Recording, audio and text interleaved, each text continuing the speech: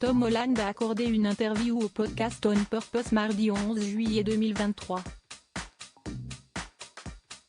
Dans ce dernier, le comédien s'est confié sur son arrêt de l'alcool il y a de cela 1 an et demi, ce qui, selon lui, a été la meilleure décision de sa vie.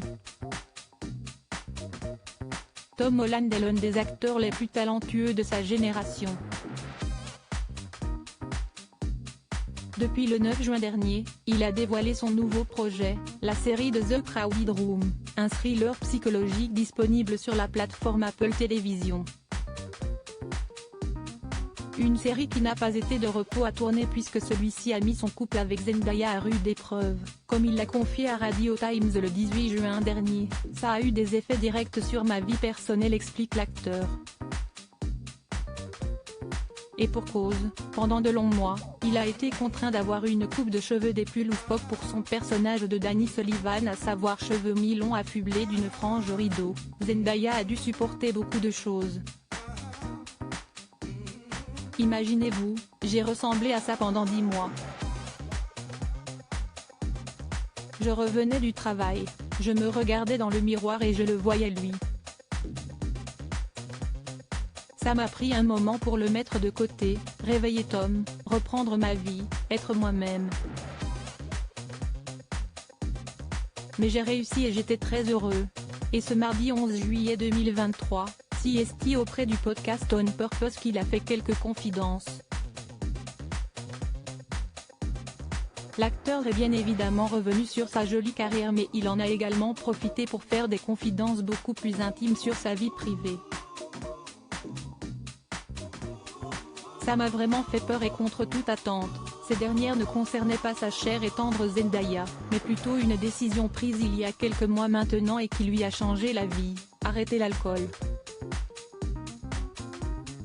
CST en janvier 2022, après s'être lancé dans un Dry January, nouvelle tradition qui veut que l'on passe un mois de janvier sans boire d'alcool, note de la rédaction, pour contrebalancer un Noël très festif, qu'il a décidé de rester sobre. Je ne pensais plus qu'à ça. Je me réveillais en y pensant. Je regardais l'horloge en espérant qu'il soit midi. Ça m'a vraiment fait peur. Je me disais, peut-être que j'ai un petit problème avec l'alcool. Alors j'ai plus ou moins décidé de me punir et de continuer pendant février. Et si je pouvais faire 2 mois sans alcool, je pouvais me prouver que je n'avais pas de problème. 2 mois se sont écoulés et ça restait difficile. J'avais l'impression de ne plus pouvoir socialiser. Ça me semblait impossible d'aller au pub et de prendre un simple soda. Je ne pouvais plus aller dîner, explique-t-il.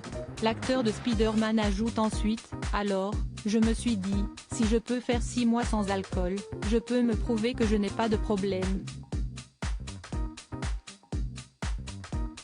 Et au moment d'arriver au 1er juin, j'étais plus heureux que je ne l'ai jamais été dans ma vie.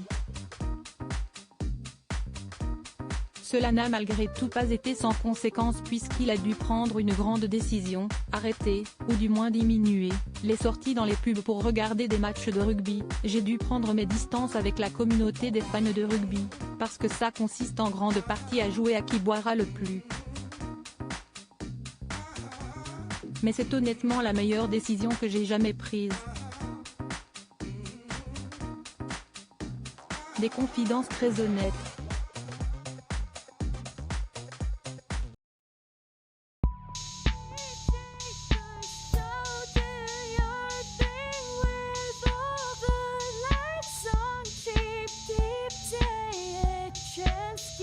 Keep